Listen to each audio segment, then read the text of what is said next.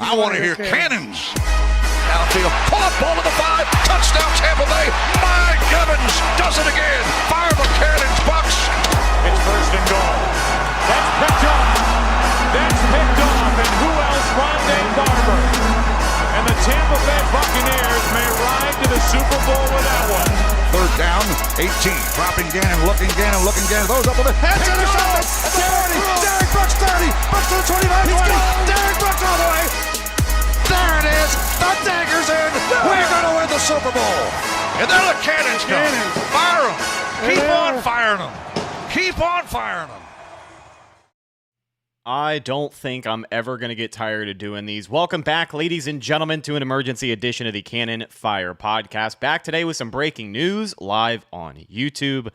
I'm your host, as always, Rhett Matthew, joined alongside me, my good buddy, James Hill, a.k.a. MrBucsNation. Jason Licht has done it again. Safety Jordan Whitehead is returning to the Tampa Bay Buccaneers after agreeing to a 2-year, $9 million contract per his agent, Sonny Shaw. The deal could be worth up to $10.5 million. Whitehead, at just 27 years old, was a starter on the Buccaneers Super Bowl team in the 2020 season, spent 4 years in the secondary, donning the red and pewter before joining the Jets in free agency after the 2021 season. I was on this very podcast not even 24 hours ago saying that as much as I would personally love Jordan Whitehead back, I didn't think the Bucs could do it. But James, I'm here to tell you, I am done. I'm personally done. I have given up. I am no longer going to doubt the powers that be. I am no longer going to doubt Jason Licht and the rest of this Tampa Bay Buccaneers front office. They are on an all-time run right now. This has been a very nice free agency. Yeah, I mean, let's break it. I mean, not even break it down, but let's just kind of consolidate all the moves that they've made so far. They franchise tagged Antoine Winfield Jr. They re-signed Mike Evans. They re-signed Baker Mayfield. They re-signed Chase McLaughlin, Greg Gaines. Now Chase Edmonds is in there. You traded away Carlton Davis. You got a third-round pick for the guy, for a cornerback who hasn't played a full season in his career. Still a good player, but still you got a third-round pick for that guy. And now you bring back Jordan Whitehead. This has been a great offseason. And also you brought back guys like Brandon Walton and Devin Tompkins in there as well. But if you were any other team, Rhett, and I told you that your team made all of those moves and you had needs at all of those positions, you'd be feeling really good about your team. And look, this is what good teams do. They bring back their own pieces. And if one of their pieces goes away, they eventually look to bring them back into the mix. I mean, a good example is the Kansas City Chiefs, where what did they do? They re-signed Chris Jones. They traded to bring back McCole Hardman, who caught the game-winning touchdown for them in the Super Bowl. It's just what good teams do. They keep their good pieces around. It's what they spend a lot of their salary cap on. And then if one of their pieces does eventually leave, they look to bring them back into the mix if they are worth it. And in this instance, Jordan Whitehead was worth it. It's a good deal. And it just continues, like you said, this really fantastic offseason the Bucs have had so far. Yeah, Jordan Whitehead is a guy that really shouldn't have left the Bucs to begin with. I think there were quite a few people in that front office within the organization that were upset that things ultimately didn't work out when he left and went to New York. Now, this guy's a 4th-round pick. He is one hell of a draft pick by Jason Licht, and I'm not going to be upset that he went and he got his money. First week of the 2023 season, I know it was that game against the Bills where Aaron Rodgers went down and it was tragic, but the Jets end up winning that game. And part of the reason they win that game is because Jordan Whitehead had 3 interceptions against Josh Allen. The Jets end up winning in overtime. You know, Jordan Whitehead is a guy that I heard you say this, and I've heard a lot of other people say it. On the surface, he is a solid starting safety in the NFL. That is true. I'm not going to say that he's a top 5 safety in the NFL. You know, he's definitely not as versatile as a guy like Antoine Winfield Jr. But Jordan Whitehead, under head coach Todd Bowles, or rather inside of a Todd Bowles defense, he is one of those all-in-one safeties. He's like an Antoine Winfield Jr., but he hits a hell of a lot harder. And I'm excited to have him back. I think between Whitehead and Antoine Winfield Jr. being back for at least the 2024 season, you know, this Buccaneers secondary, this Buccaneers safety room has quickly become one of the better safety rooms in the NFL. I'm so stoked to have Whitehead back. at $4.5 million a year, too. Yeah, I mean, you mentioned something that I do want to talk about, where it's that idea of wish they wouldn't have let him leave in the first place, right? To go to New York. Different circumstances, right? Like, I mean, at that time, the Bucs didn't have really a ton of wiggle room with the salary cap that they did now. They had to make some of those tough decisions, right? Jordan Whitehead went out, got almost pretty much $7.5 million from the Jets. You take a look at his contract now, which I saw you post on the community tab, 2 years, $9 million with a max value of $10.5 million. $4.5 million. I know a couple $1 million doesn't seem like that big of a deal, but whenever you take that and couple it with the better salary cap situation the Bucs find themselves in now, made sense, right? It made sense. So I agree with you. I think the Bucs would have loved to have kept Whitehead before he went to those 2 seasons over there with the New York Jets. Salary cap situation was different at that time for the team. Now they're able to bring him back, and I agree with you 100%. While Whitehead, let's say he's not a top 10, top 15, whatever you want to call it, safety, he's still a solid pro in this league. He's never won a Pro Bowl. He's never been an All-Pro, but he's still a quality, capable starter. He was a starter since his rookie season. He started 11 games in his rookie year, and since then, he's started 89 games in his career, played in 93. The past 2 years for the Jets, he played and started in every single game for the Jets, 34 for 34. He's just a good player. And I think that what's so important about this move as well is that whenever you couple it with Winfield Jr., it's a great safety duo. I agree 100% with you. We saw this duo in 2020 when the Bucs won the Super Bowl. We saw them in 2021 when they made a deep playoff run. These guys work well together. Jordan Whitehead works well in this Todd Bowles system. Todd Bowles has had some good runs with safeties like Keanu Neal, Logan Ryan Neal, but it's a good move for both sides. Whitehead gets to come home. We saw some players trying to recruit him, like Rashad White, like D. Delaney.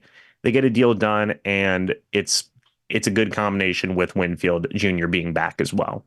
Yeah, you brought up some of the leftover spending money, and I have to imagine there's still going to be some work to be done for this front office to try and clear up some more. What do you think are some of the options they could look at? Are there going to be more releases coming? Or, I don't think any more guys are going to get traded away, but, what do you think could be some options here for the Bucs in the next few weeks as they try and just shore up a little bit more cap space to, maybe sign some more depth ultimately? I think Jordan Whitehead might be our big outside splash signing that many people were hoping for. Yeah, I was thinking about this earlier today, even before the Whitehead news had hit. You could extend Tristan Wirfs. I Bleav that frees up a good chunk of money.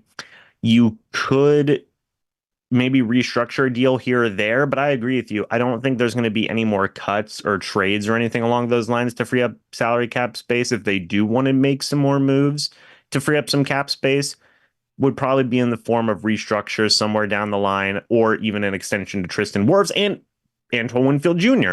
If you give him a long-term extension, that will save you a good chunk of money as well, because right now that's $17 million of that franchise tag all counts against the cap. If you sign him to a long-term deal, you can lower that cap number significantly, and also extending Tristan Wirfs reduces that fifth-year option salary cap number significantly as well. So I imagine those would be the next two things the Bucs would want to do, is try and get Tristan Wirfs done on a long-term extension, and also get Antoine Winfield Jr. done on a long-term extension as well. If you guys want to call in, phones are on. 305-224-1968 is the number on the Cut phone line. Meeting ID on your screen, 747-973-0150. James, let me ask you about some more moves the Bucs have made this past week since the beginning of free agency. This is a deal that we found out about before free agency officially started on Monday, but I want to talk to you about the quarterback. 3 years, $100 million for Baker Mayfield. If I'm not mistaken, the first $100 million deal in Tampa Bay Buccaneers history. I was thinking about this the other day, and I really cannot think of another contract that's garnered more money. Tom Brady was never signed to that long or that much money. And I can't think Mike Evans has ever signed a $100 million contract. Like, there really is not any other big contracts in Bucs history that I can think of. So potentially the first $100 million contract in Bucs history. Do you think it's going to be a good investment? And do you like the direction this team is headed with Baker playing QB? Baker's the $100 million man now, right? There you go. And, I talked about this on my channel. And people know my opinion on Baker Mayfield. I like Baker Mayfield. I like what he did for the Bucs last year. He played well. And you can disagree with my opinion, and that's fine. But in my opinion, I think he played well. I think he earned this contract. Folks, at the end of the day, he's still only the 16th highest paid quarterback in the league in any metric in terms of guaranteed money, number 16. In terms of average money per year, number 16. He's not a top 10 paid quarterback, top 5 paid quarterback, or whatever. He's 16th. Don't be mad at Baker for getting paid. Be mad at the market. Mad at the state of the NFL. The NFL spending room is what it is. Yeah, and I mean, it is what it is. I mean, quarterbacks get paid. That's just how it is. And Baker got paid, but he didn't get paid a crazy amount, in my opinion. $33 million per year is a fine number for Baker. I know you guys talked about it a lot here on the podcast. I talked about it a good amount on my channel. It was the range that everybody expected it to be. It wasn't 40 million or 45 million like what Kirk Cousins got in his deal on a 4-year deal. And if you take a look at the specifics of the contract, ultimately the Bucs can move on after 2 years and free up a good chunk of money if they want to. That's like doomsday scenario. Things go horribly wrong and Baker stinks, which is a possibility. But it's also a possibility that he's really good and that he earned this, that this contract is justified.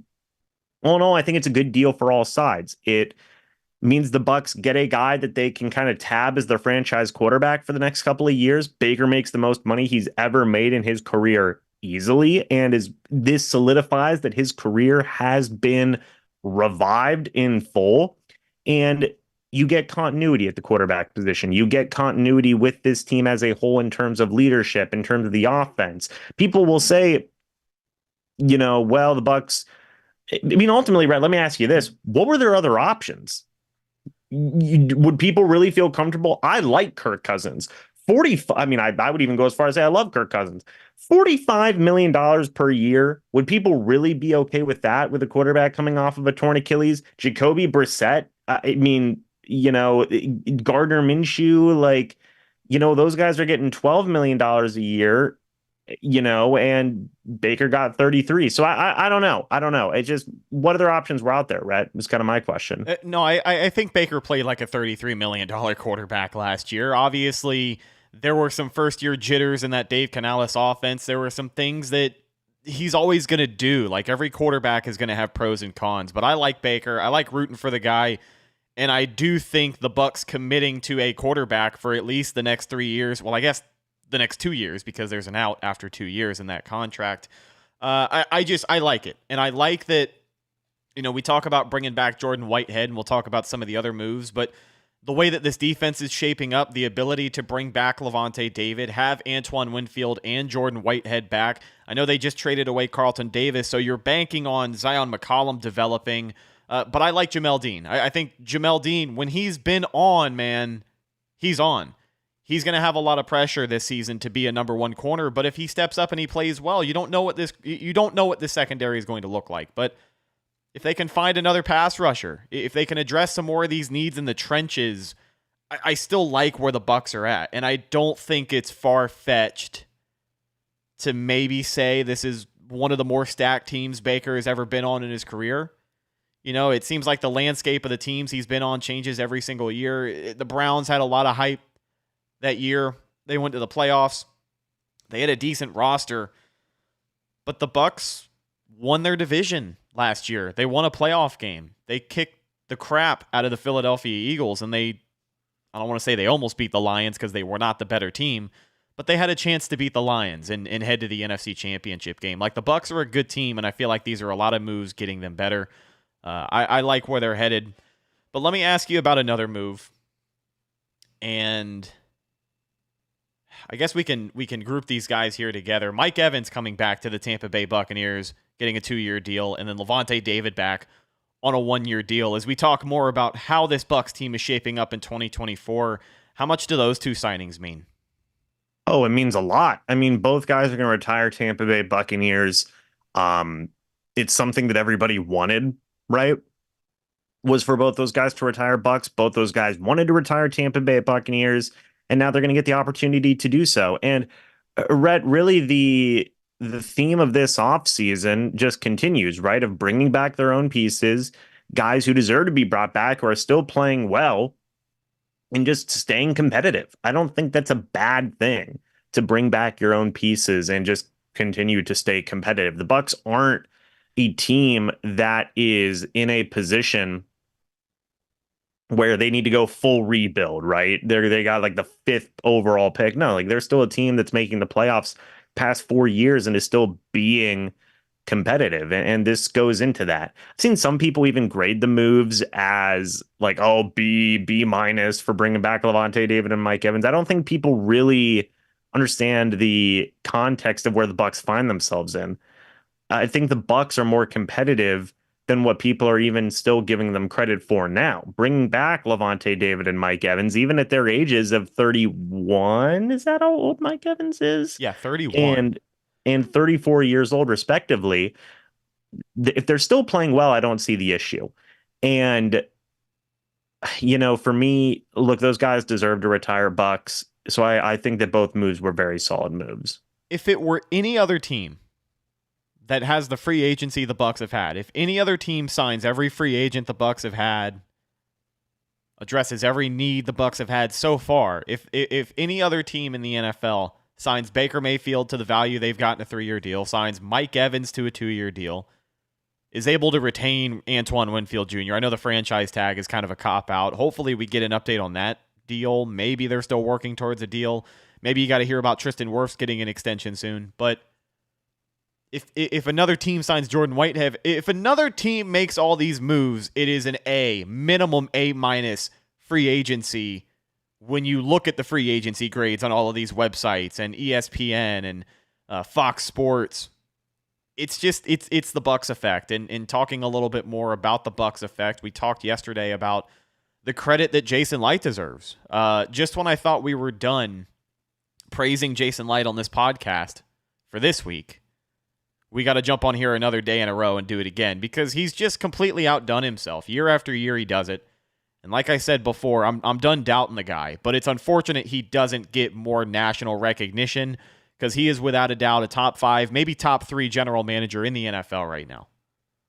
And I was thinking about this as well. What a growth from Jason Licht in his tenure with the Bucs. One thing that I thought about recently was, and we talked about it, is Jason Licht does not really go after big name free agents anymore. He did his first couple of years and he got burned pretty bad on some big moves. A lot of people remember all the different types of names. We don't have to go through them here, but he's really changed the past few years. Like, of course, he obviously went out and got Tom Brady. That's a big name, and that's duh, right? Any GM would want to go out and get that type of move, and he made some other big moves like that. But Jason Licht isn't one of those GMs where he's going to drop $80 million in free agency and sign all these different types of guys. Jason Licht's goal has really been keeping his own guys, and that's because he drafts really well. I think that's that is the strongest point of Jason Licht, is that this dude drafts pretty darn well.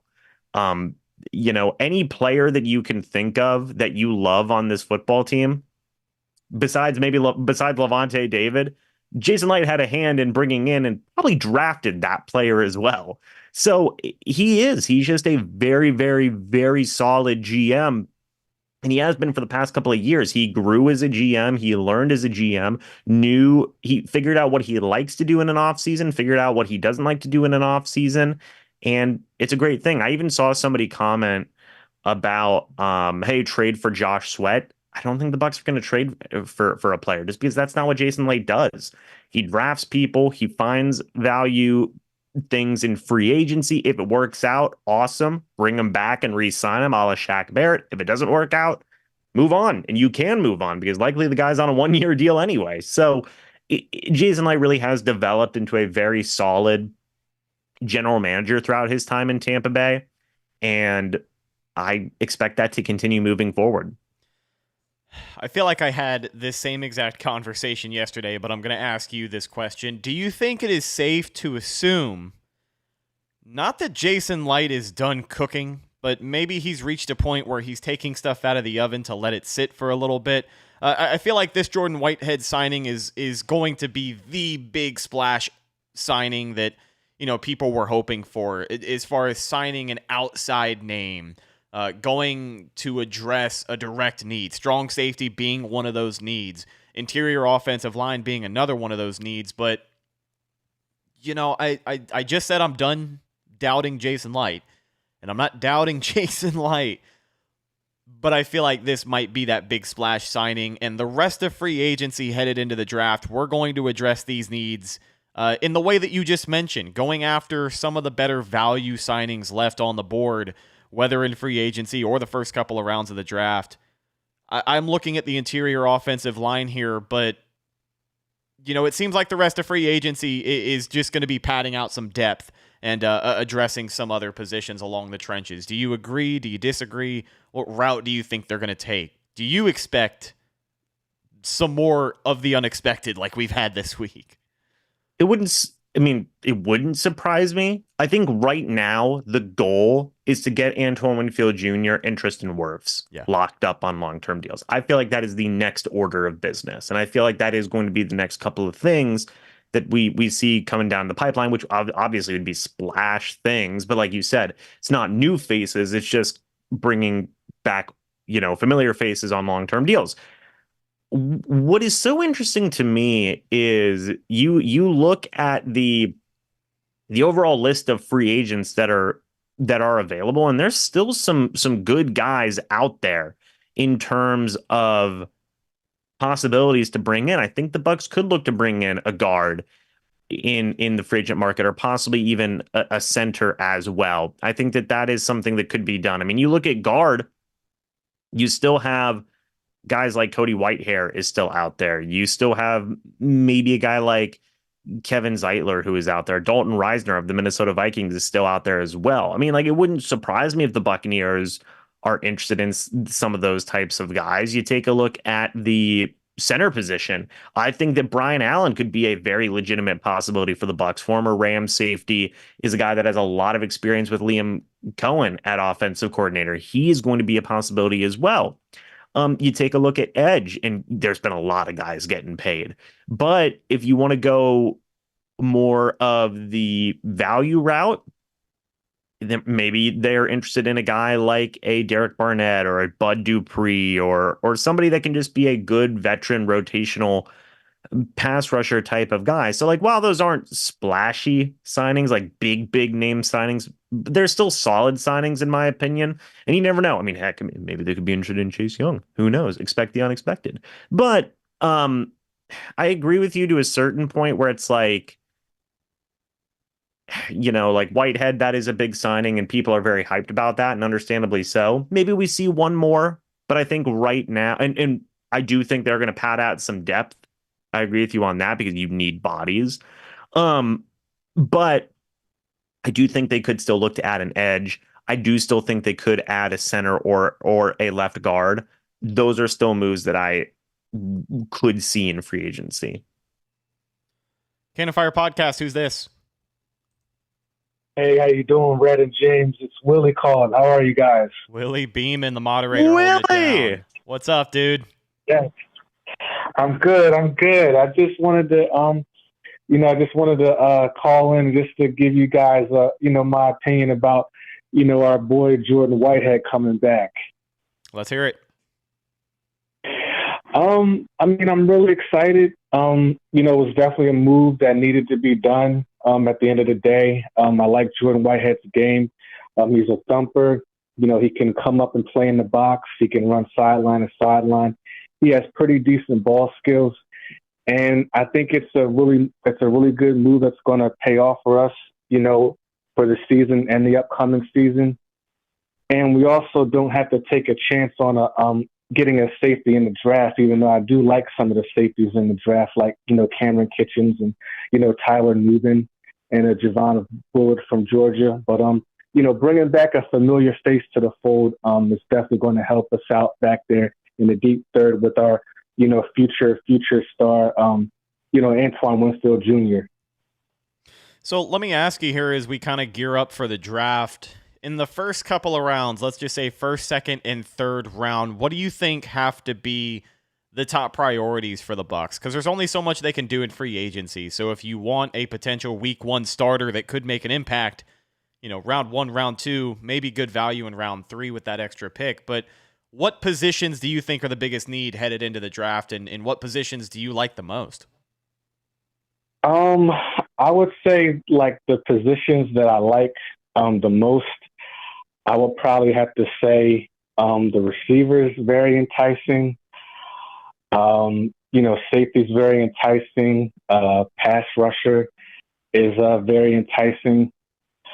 But I would have to say as far as like needs is concerned, I think first round I would probably have to go. I would have to go guard. I would have to go with a guard, maybe Graham Barton from Duke, or Tony Fontenot from Washington, or somebody like that you can plug in, right away, and they're going to start from you from opening day one, something like that. Round two, we're at 57. I like a pass rusher. Round two. I've been watching Chris Braswell from Alabama since he was a senior at St. Francis Academy in Baltimore, Maryland. I've been watching this kid develop and grow, and I think if we could get somebody like that at 57, he might not be a starter right away, but somebody that can develop and somebody that could be a rotational piece, along with Anthony Nelson and Tryon Sharinka. I think I would really like that. And, round three, I think we need to get a hammer at the running back position. I think Rachaad White definitely needs, a compliment, and we need a thunder back, that could convert, 3rd and 5, 3rd and 2, somebody that can occasionally come in, and spell Rachaad White for a couple plays so he doesn't, get all, broken down. And I really like Braylon Allen from Wisconsin, or we could even go, running back, in the 7th round. I like Dylan Johnson from Washington. He had a lot of production with the Kalen DeBoer offense. So that's kind of how, I was leaning. It's okay for anybody to disagree with me. We're all fans at the end of the day, but that's kind of how I was looking at it for the most part. I like it. I'm all about the trenches. We talk about the run game, and I do agree that the Bucs need a complement back. As much as I like Chase Edmonds, I've talked about how I've been a big fan of his. I think having a more consistent, just a big body for the end of a game that allows Rachaad White to take some plays off. But I often question, we look at the offensive line and we know there's going to be some moving around, but I think the Bucs, do they need people movers up front, or do they need a thunder back more? And I think about the offensive line, and I think about the benefit of having, like you said, either a guard or a center. I don't mind either one, but just get another dog in there that can move some bodies around, because Ryan Jensen was good at that, man. He could drive a guy 5-7 yards down the field into the dirt, and we just don't have that skill set up in the up there in the front five. So hopefully that's the direction they go. But any final thoughts before we let you go, my friend? Nothing really. Oh, I did like the running back from Michigan, Blake Corum. I think he's really good. Yeah. There was a center at the combine from Wisconsin named Tanner Bortolini. I think I'm pronouncing that correctly. He looked really fluid in the drills. So that's a center that maybe we could possibly look at, maybe 4th, 5th round, something like that. So, but other than that, I can't really think of anything else right now. I think I've hit a lot of nails on the head in this conversation. But I definitely, appreciate you guys taking my call, and it's always been a pleasure, interacting with everyone, and of course you guys on, draft days and game days for sure. We appreciate you. Good hearing from you, Willie. We'll talk to you soon, man. Go Bucs. All right, go Bucs. You guys take care. You too.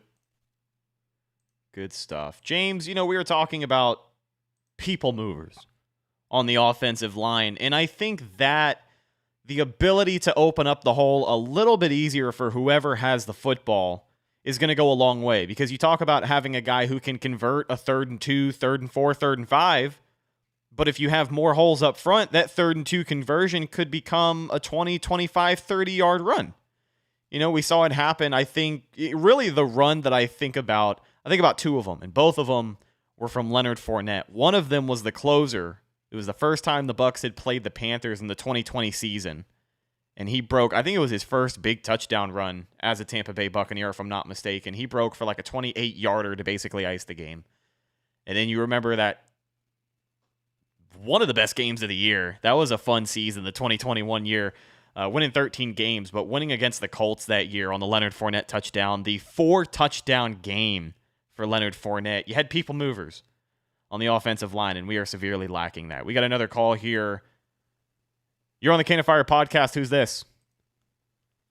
Yeah, this is Mad Dog. How are you boys doing? What's going on, dude? Yo, not a mucho, man.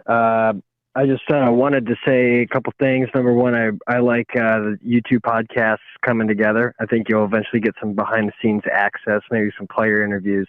You guys keep it up. I think the front office should start looking your direction. This alternate media is much better than Jenna Lane and ESPN with those crap questions. I'd like to see you guys hold the mic. Number two, I have an issue with us taking a running back when we really need, in the third, if we really need to establish like a run game offensive line. And a lot of our guys were pass blockers, and we had built around Tom Brady for a while, trying to get that ball out quick and not letting him go down. I think we need to kind of maybe take two of our first 3 picks on guys that can start moving downfield. And that's all I got to say. I appreciate it. Short, sweet, to the point. Mad Dog, we will talk to you soon. Go Bucs, man. Thank you for your call. Yeah, talking a little bit more. You've heard the people. The people have spoken, James. We need some more people movers along the offensive line. Some more guys who can drive people downfield, open up some run lanes. This run game is not going to get any better if you add more talent in the backfield. It's going to get better if you have more ability, a more fine-tuned skill set from your front 5 on the offensive line. Yeah, and I think that I agree, obviously. That's kind of why I bring up, hey, maybe the Bucs aren't done being interested in some pieces in free agency. You look at Brian Allen, he's a guy that you could possibly consider at center. He started a lot of games for the LA Rams at the center position. Again, has that familiarity with Liam Cohen at offensive coordinator. You could possibly try and get another guard as well. Personally, it's not the flashy pick, but if the Bucs were to get a center or a guard at the first round of the draft, I wouldn't be mad. I mean, why not? Offensive line is so important. The trenches as a whole are so important in football. So I agree 100%. Where getting good offensive linemen is super important. And look, Jason Licht has not shied away from drafting offensive linemen. Ali Marpet, 2nd-round draft pick. Donovan Smith, 2nd-round draft pick. Tristan Wirfs, 2nd-round draft pick. Robert Hainsey, 3rd-round draft pick. Cody Mock, 3rd-round draft pick, I think, right? Or second? One or the other. I think 2nd-round draft Tristan pick. Wirfs was a first. Yeah. The Bucs traded up to get him. You said he was a second, but he was a 1st-round draft pick. And then Cody Mock, I believe, was a 3rd-rounder. Okay, and Luke Gedicke, 2nd or 3rd-round draft pick. So, Yes. Jason Licht's invested a lot in the offensive line throughout his tenure as general manager. 1st, 2nd, 3rd-round picks. He's investing a ton, right? And I expect that to continue. It's just what we've seen from Jason Licht. It works, and you do have some guys who I think have the ability to be some real nasty blockers. Gedeke's got that edge to him. I think Cody Mock has that edge to him. I'm going to say it now, and I was going to say it, but Cody Mock needs a full offseason in an NFL weight room, which he's getting now. But I really think that he does have that dog in him that you just referred to. I think he just needs to hit the weight room a little bit more. You know, he got his rookie experience. He took some pretty nasty hits early on, too. So, I mean, he was initiated within a few games. I think he's confidently going to be back at the same guard spot next season. But go ahead and finish your thought, and I wanted to ask you some more about the other guard spot. Yeah, so I think that, you know, if you want to continue that, you do have some guys who I think can be some real nasty blockers. I mean, and gosh, even I don't know if he's still under contract. I think he's a free agent. Nick Leverett, see? I think he was brought he's back. A free agent. Yeah. He's a free agent. Yeah. Bring back Nick Leverett. Nick Leverett. He's a pretty nasty guy. He's a dog. I like Nick Leverett. He has earned a spot on this team year in and year out. You know, Aaron Stinney was a guy, I think he may be a free agent as well if he did not come back on a 2-year deal. So he's another free agent. You know, these are all guys that I think are going to wind up back on the depth chart, especially once we start talking about these offensive line battles come training camp. But let me ask you about this guy in particular. And I asked Evan yesterday to close the show. We'll do it again the same way today. Talk to me about Big Bob Hainsey, because 2 full seasons as a starting center for the Tampa Bay Buccaneers. And unfortunately, I don't think it's going to be good enough for him to run it back as a starting center for a 3rd year. Maybe I could be wrong. Maybe he wins the job at camp, but I feel like the Bucs understand that they need a little bit of an upgrade at the center position, whether it's through the draft, whether it's a veteran free agent. You look at that other guard spot, you know, center is not Hainsey's natural position, but when we talk about re-signing these guys and bringing in a veteran presence, moving some guys around at center and guard, I can't help but feel like Hainsey's kind of the odd man out again. So where do you think he ultimately is going to find himself once the training camp battles start heating back up?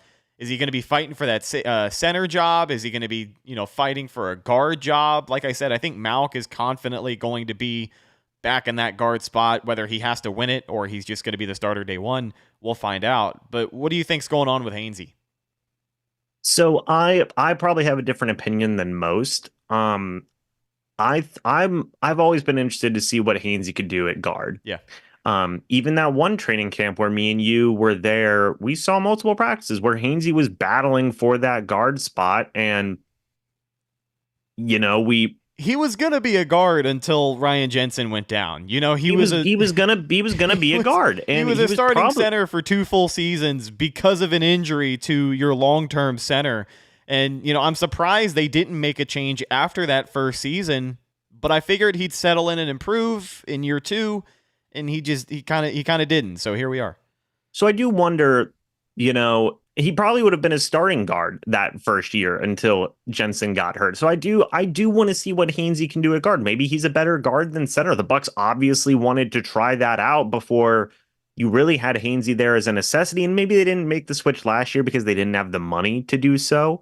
But this year, if you can bring in a guy like Brian Allen, if you can possibly draft a center or something like that, I would be interested to see what Hainsey could do at left guard. Maybe he's a very quality starting left guard. And I think that experience at center helps him be a potential better guard, because now he knows the communications of the center better because he's been in that role for 2 years.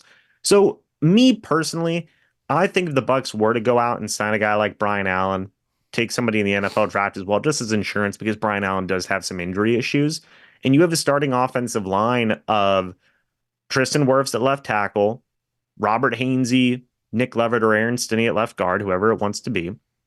Let's just say it's between Hainsey and Leverett. Brian Allen or a rookie at center. Again, let those guys battle it out. You have Cody Mock at right guard and Luke Gedeke at right tackle. I'm fine with that offensive line, Rhett. And I would love to hear the chat's opinion. I'd love to hear your opinion about that, because I do want to see Hainsey at guard. I do think the Bucs can upgrade at center, but I don't think that automatically means that Hainsey is, to your point, the odd man out per se, because I feel like you could move him and see what he could do. Yeah, I do feel like he's been a starter 2 full years. He's been on the team long enough. He deserves a shot at a starting job. Don't get me wrong. I don't think he's just going to get lost in the rotation. I think he's going to be a prominent figure come training camp. But I also agree with a lot of what you said when you look at this potential starting offensive line. We're grateful that Tristan Wirfs had as good of a first season at left tackle as he did, seemingly going to be the long-term left tackle for the Tampa Bay Buccaneers once this extension gets done.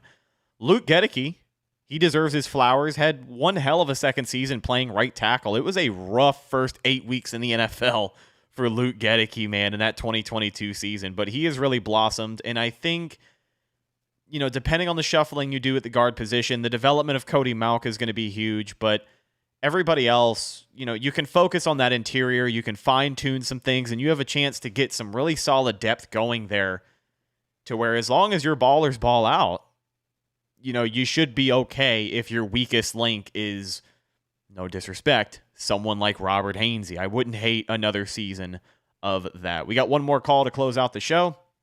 You're on the Cannon Fire Podcast. Who's this? Hello from the 702. Going once, going twice? Yes. Hey, who's this? This is Carlos. What's going on, man?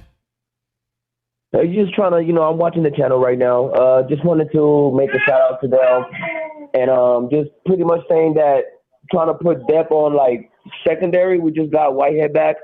We got the other safety. I'm sorry, I can't think of his name right now on top of the head. Then we got Jamel Dean, and then I think we should just grab another corner. I believe so, like veteran wise.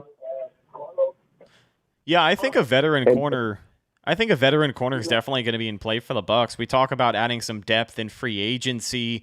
I don't think another rookie corner is what Jason Licht's going to want in the mix back there, James. I think it might just be too many cooks in the kitchen, and you want to rely on what can be a more stable unit. So when we look at some of the other positions that are going to be filled in free agency, James, do you think a corner is definitely on the table for the Bucs here? Yeah, I think adding a veteran corner is something that they could definitely look at, especially now that you've moved on from Carlton Davis. And look, I do believe that Zion McCollum is definitely going to get that chance to be a number 2 corner. I think that, and I think that that's a fine thing. I think that Zion McCollum played better than what people give him credit for throughout the season. But I also think that the Bucs need some more depth now, especially after you move on from a guy like Carlton Davis. I think that bringing back D. Delaney is a definite possibility, but I think bringing in a new face is a possibility. It should be, I think that they do as well. And there's a few pieces out there. Like Patrick Peterson got released from the Pittsburgh Steelers. He could. That's what I was thinking. Patrick Peterson, I think, will be a great fit. It's just like another Richard Sherman. Yeah, a 1-year deal. I'm not sure how flexible he'll be with the price tag, but again, I've spent enough time doubting Jason Licht. I didn't think they'd be able to sign Jordan Whitehead, and they did it for $4.5 million a year. So you never know. Appreciate it. Thank you so much for having me on your channel. I'm a big fan. I'm subscribed and everything, and I will be following you guys until y'all make it huge. Appreciate it, man. Thanks for watching. We'll talk to you soon. Thank you. Appreciate it. All right, James. I Bleav we've covered just about everything I wanted to today. I appreciate your time. I appreciate you hanging out with me and the people over here on YouTube. /Cannon Fire Podcast. Subscribe if you have not already for more great Tampa Bay Buccaneers content. You can also find the show on social media, Facebook, Instagram, and Twitter. All of those are Cannon Fire Podcast. James, where can the people find you and your Tampa Bay Buccaneers content? Yeah, it's everything MrBucsNation, be it on YouTube, Twitter, Instagram. Been putting up a lot of content. I mean, just like you guys been doing a podcast every day. Been making videos every day. So it's the busy time of year. It's a good time. And there's been a lot of stuff to talk about. And there's going to be even more stuff to talk about, Rhett. So very exciting times, and keep the content train rolling, man. Yeah, it is a fun time of year. And I got to tell you, this Whitehead signing in particular kind of reinvigorated me in a sense that, like, yeah, this is normally the time of year that it's easy to get burnt out, especially once free agency picks up. You're already kind of worn down from the grind of the regular season, and now you're doing shows and videos 3, 4, 5, maybe 6 days a week. But this has been fun, and I got to thank Jason Licht, obviously, for making me as a Bucs fan happy, but making this offseason so incredibly interesting that I'm excited to get on here every single day and talk about it. So, James, thank you again for hanging out with me. Last but not least, folks, you can find myself on social media, Instagram and Twitter. I'm not going to call it X anymore. I just call it Twitter. Instagram and Twitter at Redicus, RHETTAKUS. If you follow me, I will follow you back. But that's the show. We will talk to you soon with more Red and Pewter updates, all the latest Buccaneers news and more right here, youtube.com/cannonfirepodcast, and anywhere you listen to a podcast. Spotify, Apple Podcast, Podbean, if people still use that. I Bleav we are on there, iHeartRadio, and much more. I'm your host, Rhett Matthews, signing off from my co-host, James Hill. We'll talk to you in the next one. Until then, and as always, thank you for listening, and go Bucs.